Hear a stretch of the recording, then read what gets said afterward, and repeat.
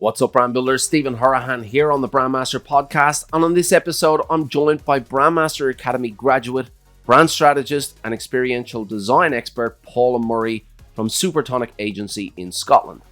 Now, Supertonic is a multi-award-winning design agency of experience creators, brand builders, and community makers, working with household name brands such as Pernod Ricard, Bombay Sapphire, and Martini. They integrate brand strategy and communications into the design of environments to create unique and memorable spaces for brand experiences. Now, I really enjoyed chatting with Paula, who came across Brandmaster Academy when looking to expand her agency services to focus more on strategy and brand thinking. And it really does shine a light on the fact that no matter what brand building vertical you come from, whether it's copywriting, marketing, identity design, or experiential design, all roads lead back to brand strategy and asking deeper questions to shape the right brand perceptions. If you want to learn how Paula and her team at Supertonic do this for big brand clients, then stick around for this episode of the Brandmaster podcast. Now, before we dive into the episode, I want to take a second to show some appreciation. I appreciate every single one of our listeners, but I have a soft spot for listeners who share the love. A shout out from Dan Britt75 from the UK, who said this podcast is full of deep dive information, all created from the experience and knowledge gathered by Stephen along his journey to become a brand master. The podcast follows his super comprehensive brand master course.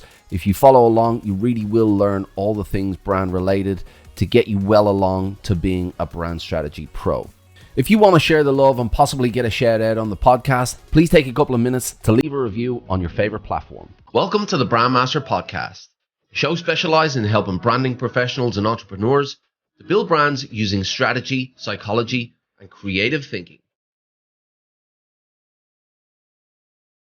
Hello, everyone, and welcome to the Brandmaster podcast. And I'm absolutely privileged to have on the show with me today Paula Murray from Supertonic in Scotland. Paula, thank you so much for taking the time to join us today. Stephen, thank you for having me. It's a pleasure.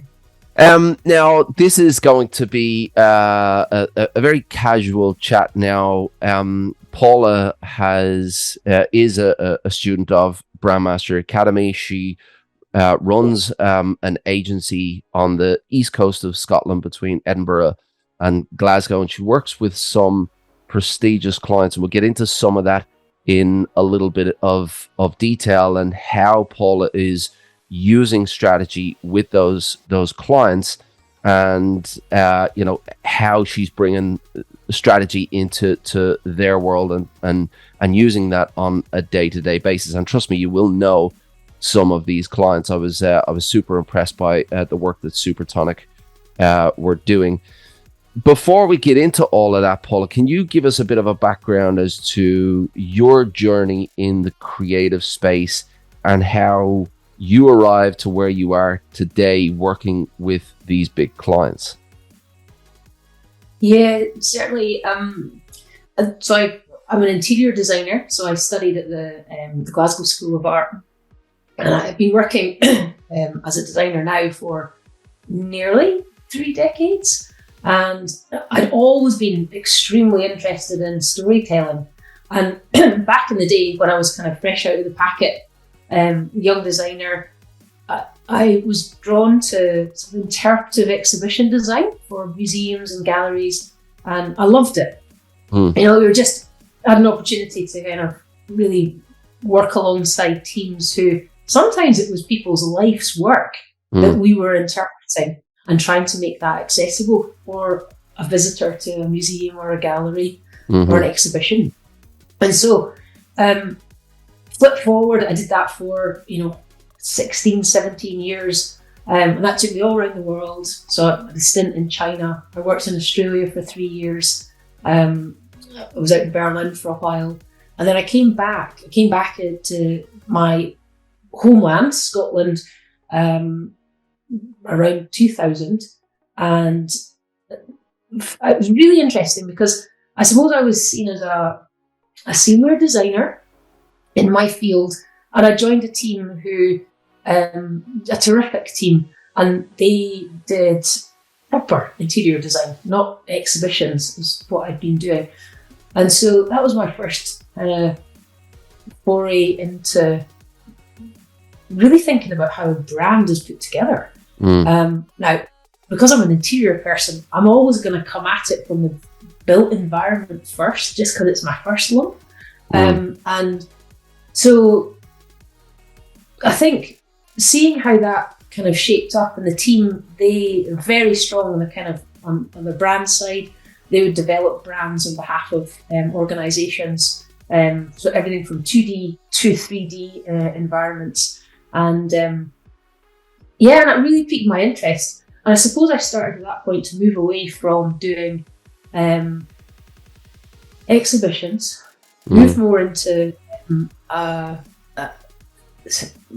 interior design for commercial spaces. And the thing that was interesting for me was I just felt at the time that I'd maybe skipped a number of the early building blocks. I'd found myself I landed in a kind of quite a senior post, and I just felt like a complete imposter.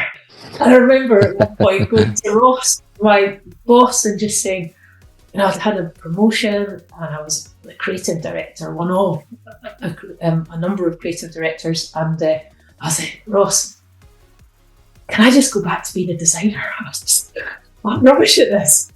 And he was like, you're doing fine, don't be daft. So I carried on for a while, but I think you just know when it's, I was, some days were just, I was like, oh God, I'll go work again tomorrow. And that just was not like me. I had never shown up like that. So it took me probably a year of going, oh, what am I going to do? And making the decision was much harder than actually just going, right, actually, I just need to leave. And I need to go and basically go back to really making sure that I understand the building blocks, because if I am ever in the future, I have an opportunity to work with people, I want to be able to support them in a way that I felt I just wasn't able to. So that journey then took me to, I just started working as a freelancer. I worked under the name of Supertonic. So I set Supertonic up 14, 15 years ago. And really, for all intents and purposes, I'm just a freelancer working within, sort of stables, groups of people to deliver projects on behalf of clients. And it's just been the most fascinating journey. It's allowed me probably to go at the speed I can go at. I think that our confidence is, in many ways, is the direct driver of what someone is going to feel like they can or cannot do. And if there's one thing that I can probably holds most people back, is just themselves. Yeah, so absolutely.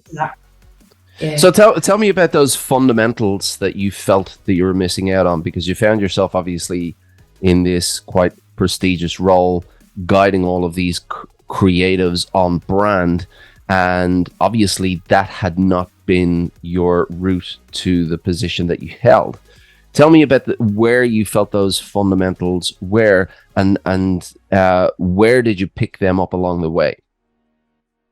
Yeah, so I think when we're working with, probably easiest to imagine working with a commercial client, often a founder, so someone who's new to a space, they may have a very strong two-dimensional presence, and it might be their first entry into creating a 3D built environment.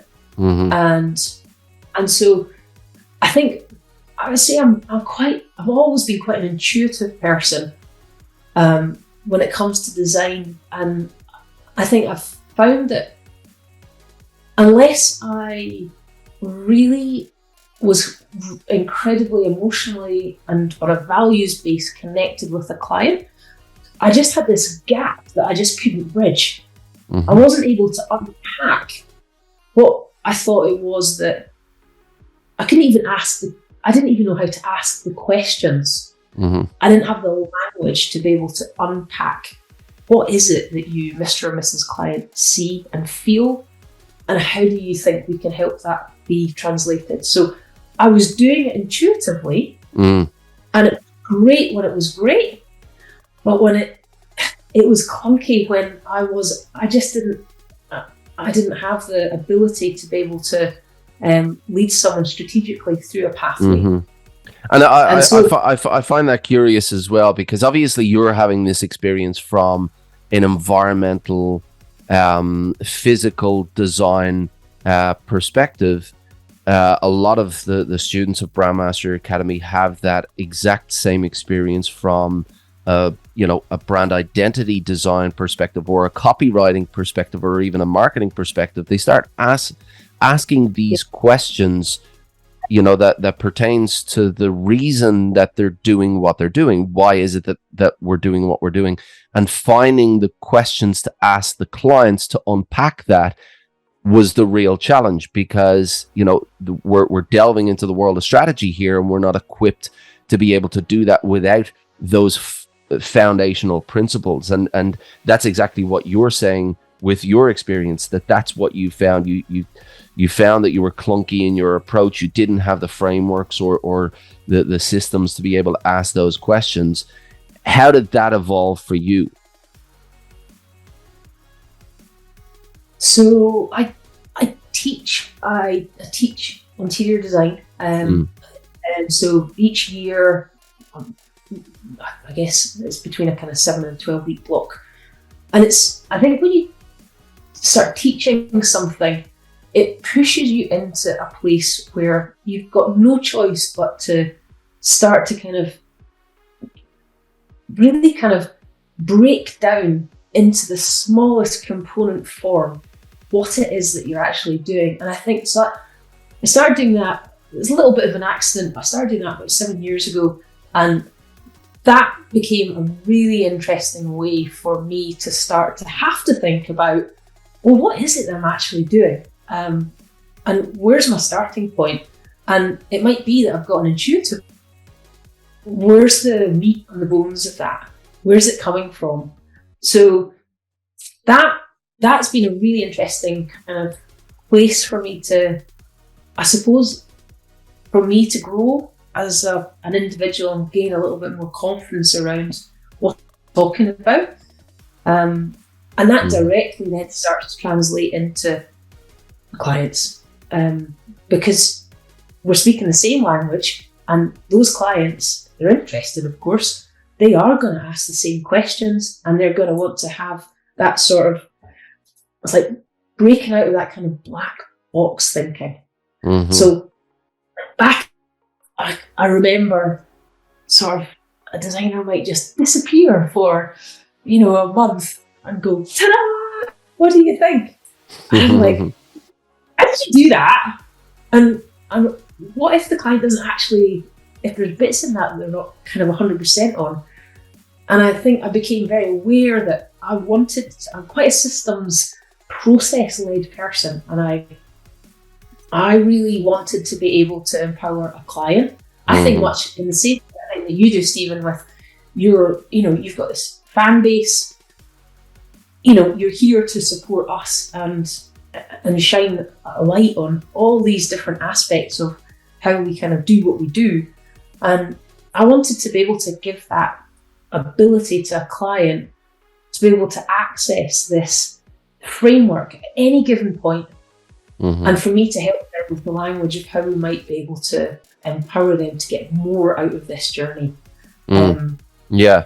So it was a very organic journey that you went on to going back to the drawing board, because you found these gaps, and then working with kind of smaller clients, putting together your systems of asking the right questions that had some meaning behind it, rather than just doing work and hoping for the best that they're going to like it. And look, at the end of the day, that really is what the strategy is all about. It's about asking the deep questions that, in a lot of cases, only the clients have the answers to, or certainly the answers from their perspective, which will help to build a brand.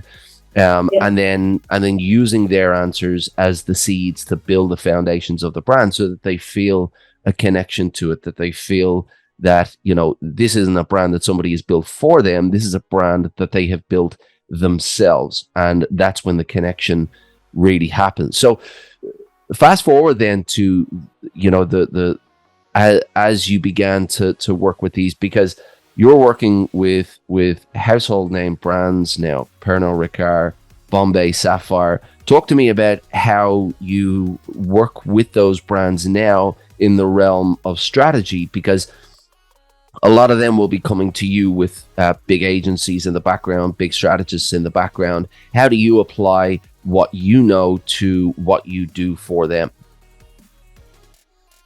So more often for us, because we sit in the world of experience design, Mm-hmm. and so we can bridge the gap between at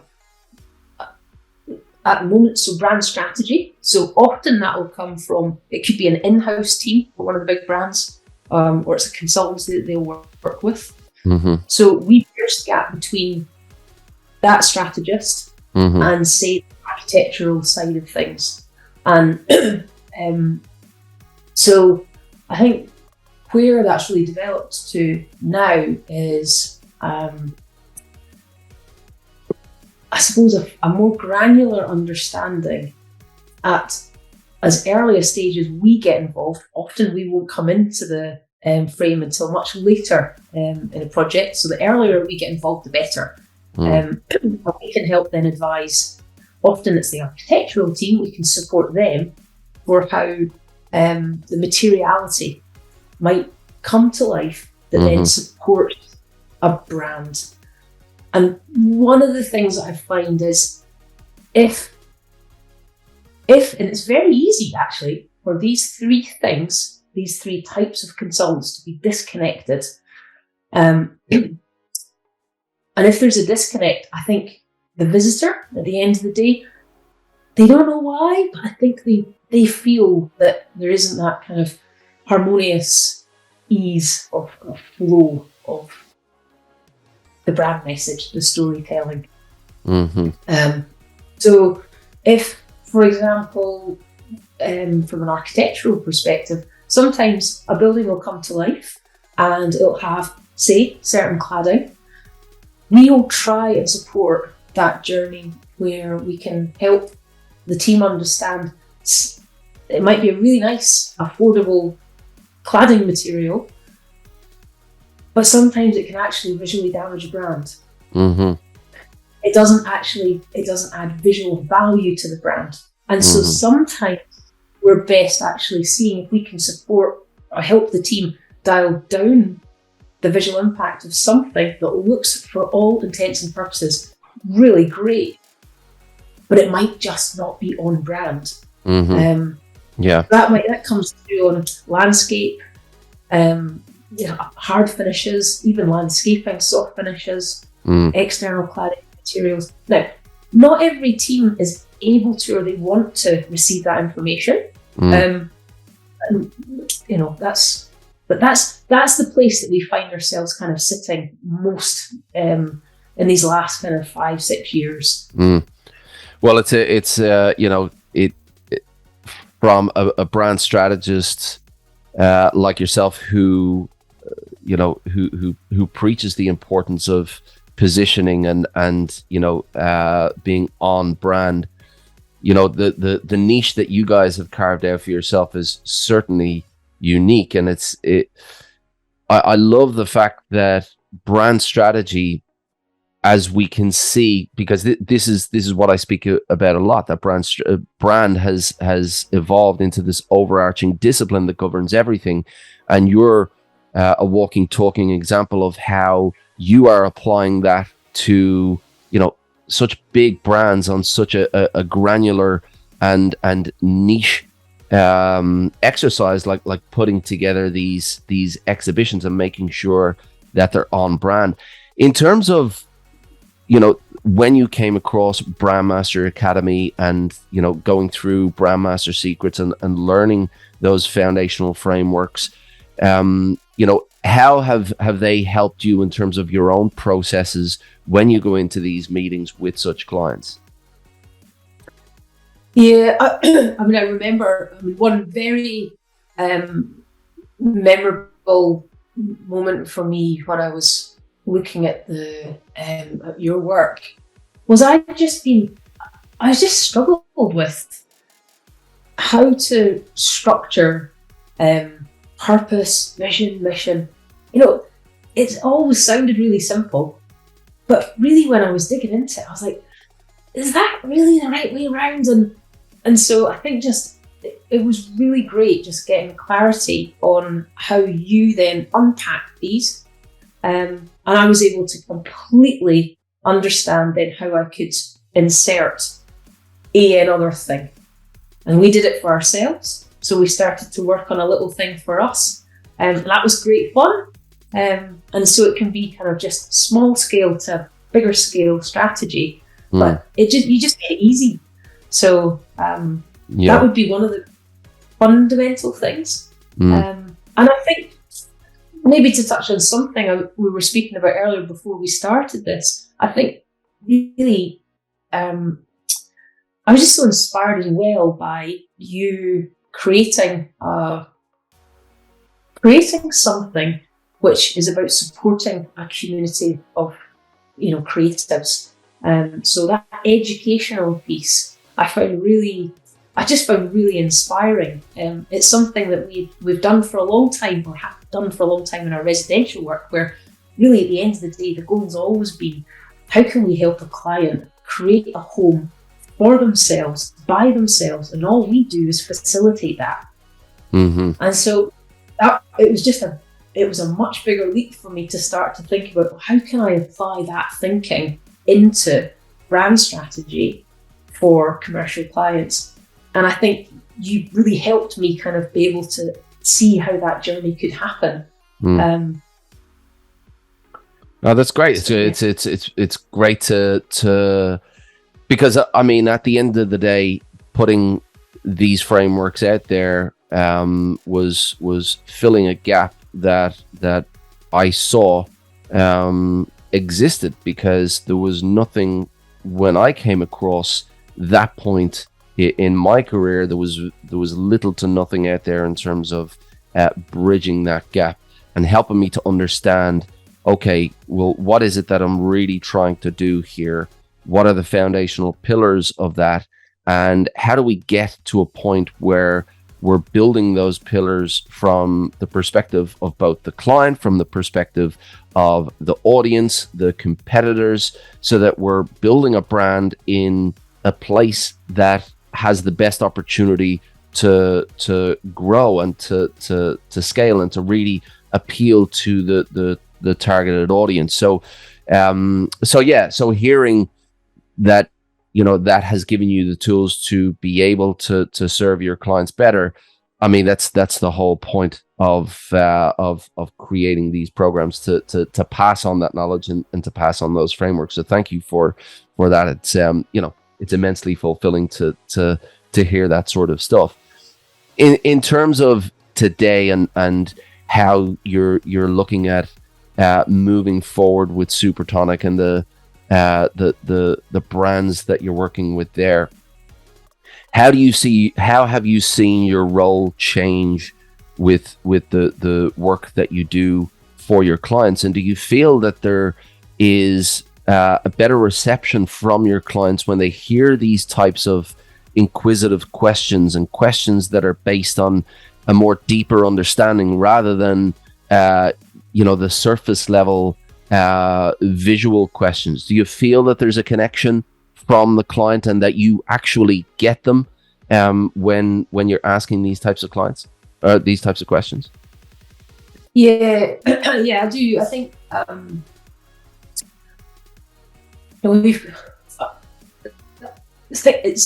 the world shifted on its axis, a few years ago, and certain things in our world definitely changed.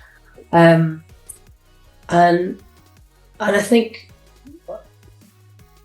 one of the key things for us has been, I've got a client in mind actually who, if she ever hears this, which she'll just laugh, but I'm just fascinated about how we can go about how can we get more from the little that we might do.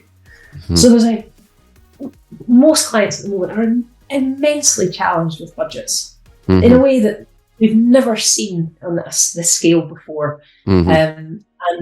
And so where I think the change for me in this last number of years, I think, is really probably most acute, is where the power of how a brand can show up, it all happens in someone's mind. Mm-hmm. And so I think leaning on that even more heavily now than I've ever done before, in order to create small moves in a built environment, but it's how we then tell the story, and it doesn't cost anything. Like it's free. It's just about creatively how we bring that to life. Yeah. And therein lies absolute magic. Now, of course, we need to spend some money to get something to show up, of course. But I'm fascinated at that juncture. And also, with, I've got as a particular client team we're working with just now, we've got a new distillery that's coming out of the ground. And so for the first time, we've tried to do this actually for many, many years, but for the first time, it was just the right fit. And so we've been able to work in partnership with an artist. And so it's an even more interesting way then of having someone else come into our group who is able to interpret someone's world in a way that I couldn't do it.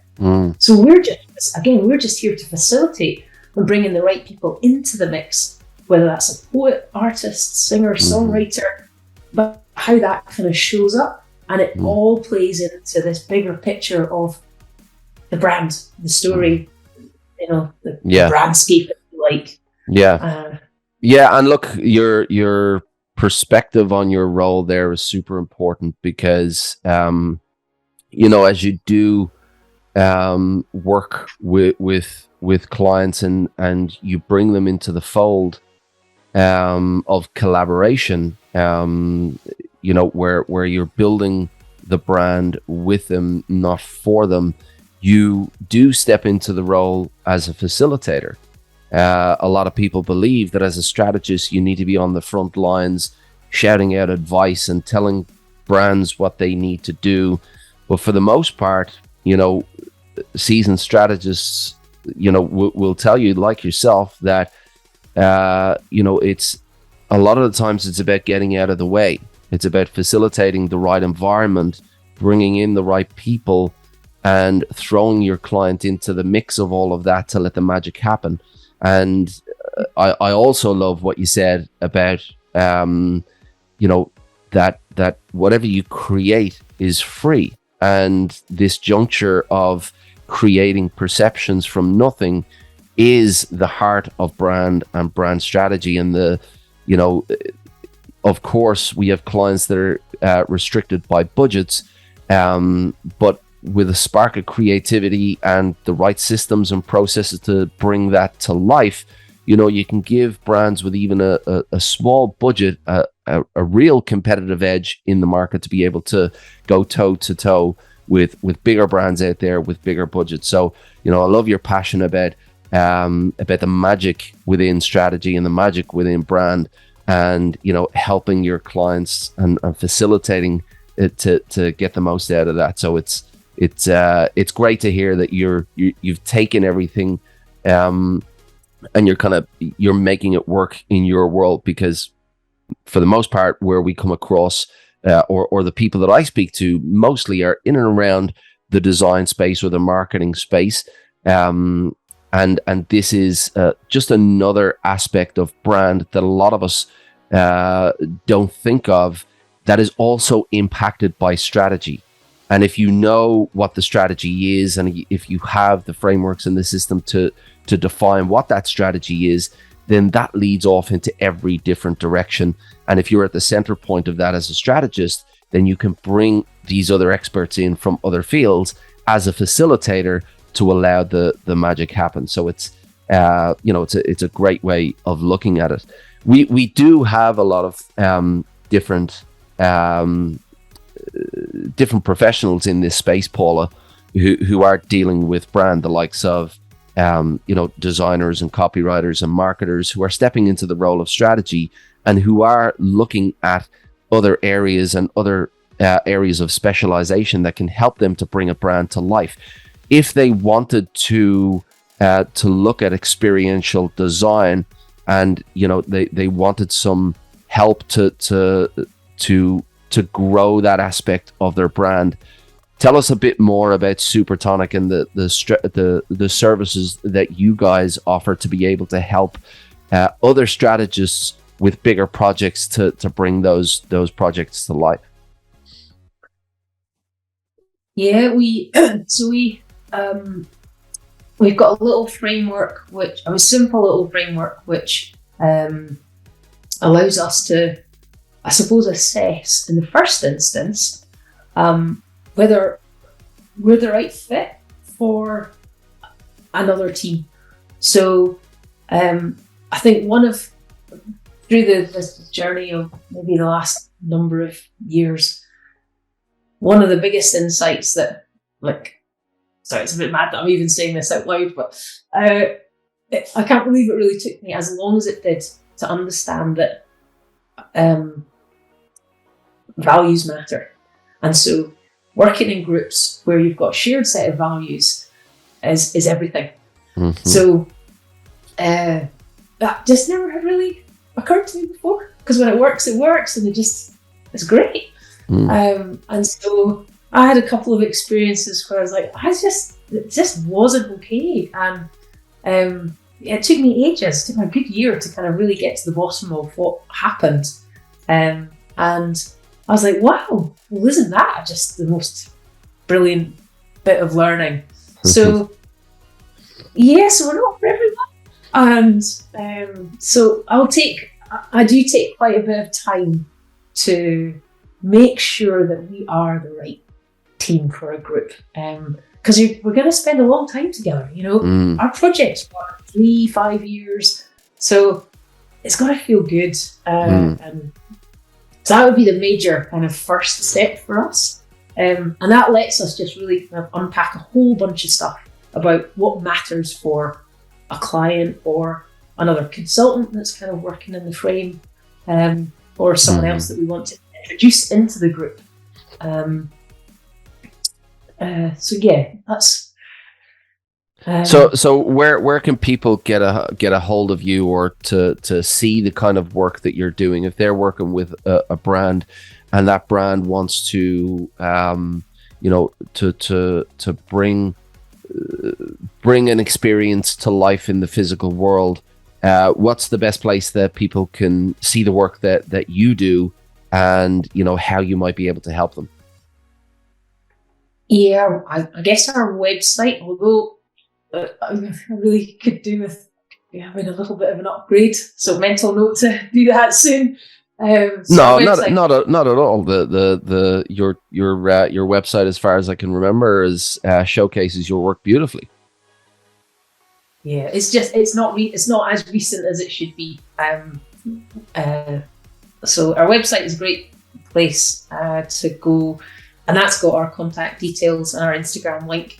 Although I'm a bit sketchy about updating Instagram, but the back copy of Instagram has got, I think, a good selection of things that maybe let people see us a little bit more. So what's the website? Supertonic dot. Supertonic.me. Me. Okay, beautiful. So anybody who wants to check out what Supertonic are doing, really, there's some great work on there. So go and check that out. You'll be able to get Paula's contact details on there as well. And if you do have any inquiries, just reach out to Paula and tell her that you heard her amazing interview on the Brandmaster podcast and that you want to connect. And I'm sure she would be happy to do that. Paula, it's been an absolute pleasure to have a chat with you to get your perspective on brand and brand strategy, especially from this unique world of experiential design. And I'm sure a lot of the listeners will have taken a lot away from the fact that even in this niche world, and there are so many aspects of bringing a brand to life, that everything comes back to the strategy. And if you are, an expert in this field, you are at the center point of bringing brands to life. And if you're able to understand that, and then in some cases get out of the way and facilitate, other areas of expertise coming in to bring that brand to life, you can be the conductor and the architect of all of that. And as I said, all roads lead back to strategy. And when you have the frameworks to be able to answer the big questions, then you have the tools to be able to bring those brands to life. Again, Paula, thank you so much for your time. It's been great chatting to you, and I'm sure I'll see you in the socials. Yeah, it's lovely to see you. Thank you very much for today. We really hope you enjoyed today's episode. Thanks so much for listening. If you want to learn more brand strategy techniques to level up your skills, make sure you check out brandmasteracademy.com. There's plenty of free resources and premium content for you to download and get you going. If you'd like to join our Facebook group full of like-minded brand strategists, all learning from each other, then find us by searching for the Brand Strategy Community, where you can find exclusive content for members as well. If you enjoyed this content, please be sure to give us an honest review on iTunes, Stitcher, or wherever you listened, and make sure you tune in for the next episode of the Brandmaster Podcast.